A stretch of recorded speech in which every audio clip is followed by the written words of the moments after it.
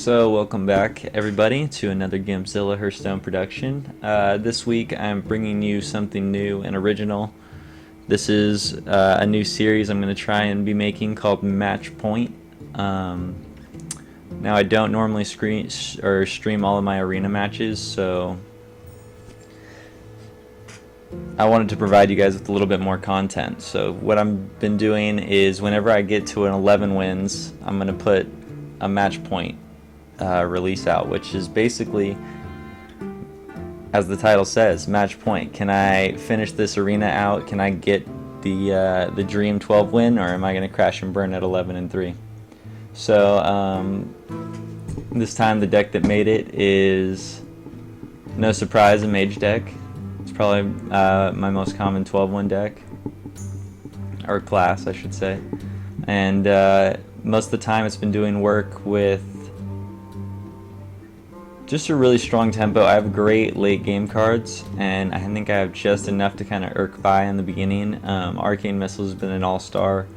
Mirror Image, kind of surprisingly, it's been better than I thought. I normally don't draft this card, but it's been doing a lot of work, so I gotta give Mirror Image some credit. It lets me get out some of these random 2-drops that can then trade for 2-drops, or use my hero power, which lets me safely play a Yeti or a Twilight Drake.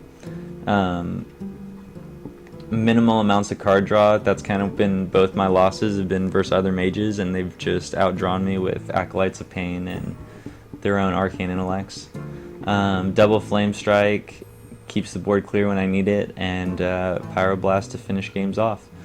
So here we go, guys. This is, like I said, a new series, Match Point. Let's see if we can close it out.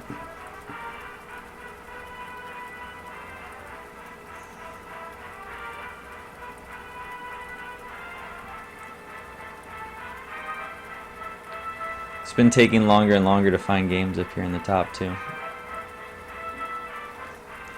I had one triple series versus the same mage 3 games, and I ended up taking him 2-1, so he did get a game off me, but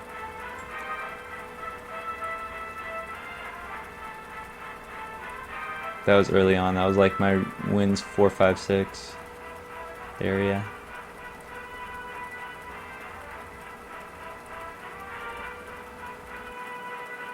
Alright, here we go, guys.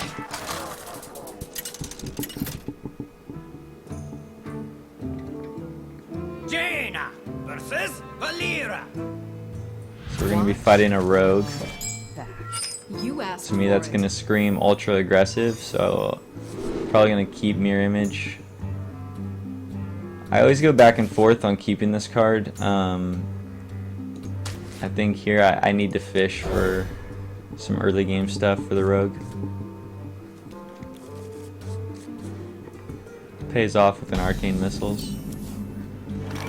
Bloodsail Raider's a great card too. So I think this is going to curve out great. I'm going to start with Mirror Image into Bloodsail into an Arcane Hero Power, turn 3. Arcane Missiles is a great card. It's all the upside of Mad Bomber with none of the drawbacks.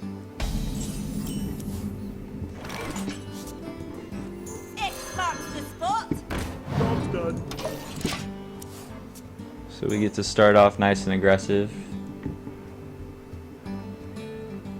which I'm always a fan of. Hopefully we'll just draw into our later game stuff. I hope you like my invention.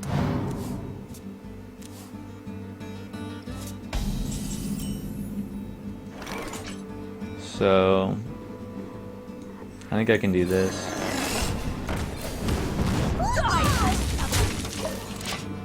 Rogue not really known for their AoE, so I'm not very afraid to stack the board up against them.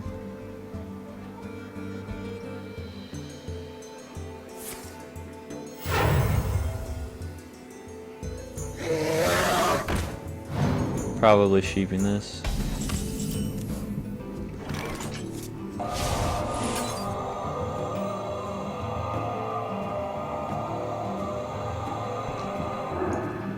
I could let my mirror images kind of do their thing and draw some cards. I like that as well. I'm gonna let my mirror images at least take one of these hits from the Twilight Drake.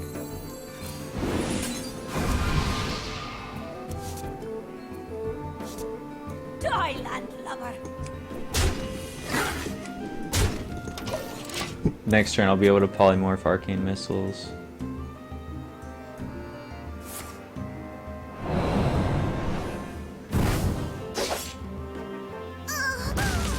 Your magic shall not save you. That's some fun.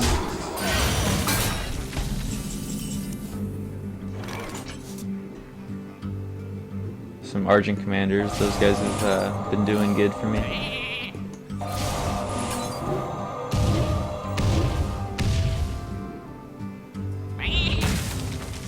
Die, landlubber. Let's save the Taunter since I'm gonna have an Argent Commander come out next turn.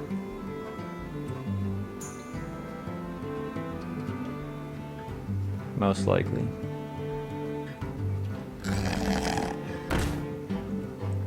Don't mess with Tusker.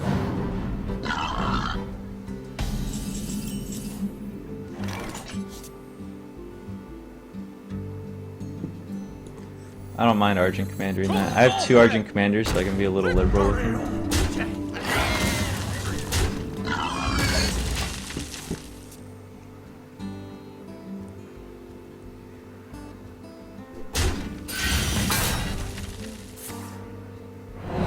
Gets a second backstab. That's fine. With the Flame Strike in hand, I'm feeling a lot more comfortable.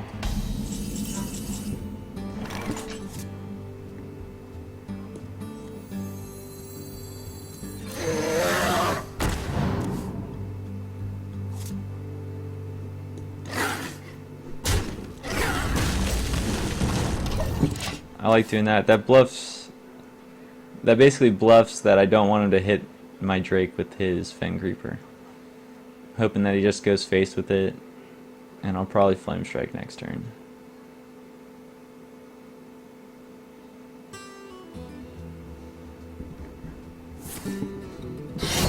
Flame Strike is kind of like draw a card to me.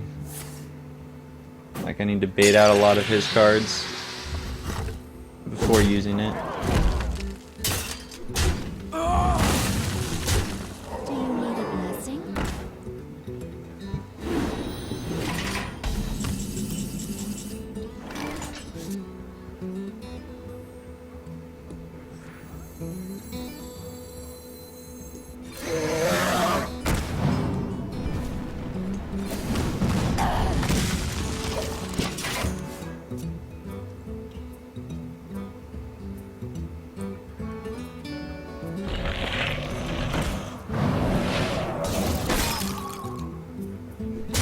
This is a great Flame Strike opportunity.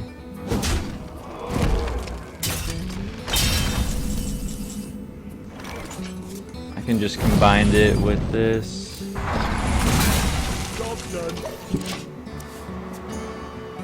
I keep a healthy 4-5. Next turn I'll be probably playing both the Chill Wind and the Gurubashi.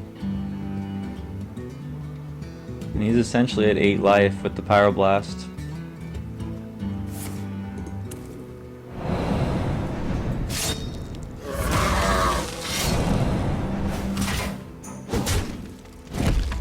I still have a second Flame Strike I can draw into. My Fireball is still live.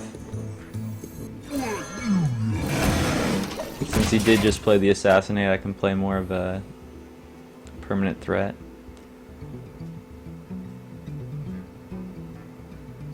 This will win me the game next turn versus the Gurubashi that wouldn't have. Handle it!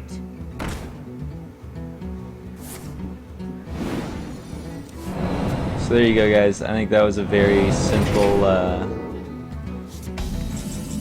not the most exciting match point, but it's a good representation of how this draft went. I had a couple Pyroblast closeouts.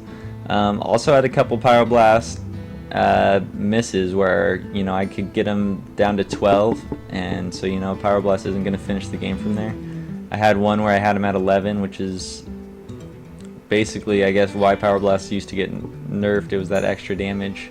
If I could have just used my hero power, it would have been the one extra I need. So I'm not going to slow roll this guy anymore. I'm just going to close the game out. And thank everybody for checking in on the first match point. I'll be trying to post these, like I said, whenever I get up to the 11 win bracket, 11x, I will try and remember to put on my stream and do a quick briefing on the deck that made it, and get to show off the shiny rewards. So, like I said, thanks for checking in. Make sure you guys subscribe and leave comments down below on any future content you want to see. I'm happy to bring you guys some Hearthstone insight.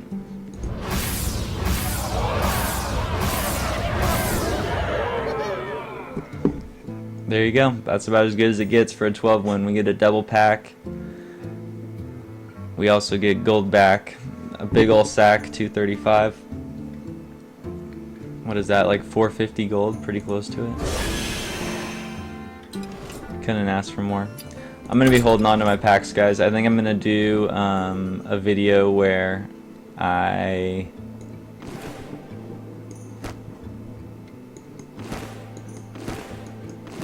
open up a bunch of packs, and you guys get to see me get all giddy and happy and hopefully open a couple legendaries. That's the plan. I'm going to open them in bigger bulk. So there you go. You're the first ones to witness it. The first packs held for the gigantic opening. Very exclusive. Hope you guys check back, and I hope you guys enjoyed this episode of Matchpoint. Alright, catch you later, man. Gimpzilla out.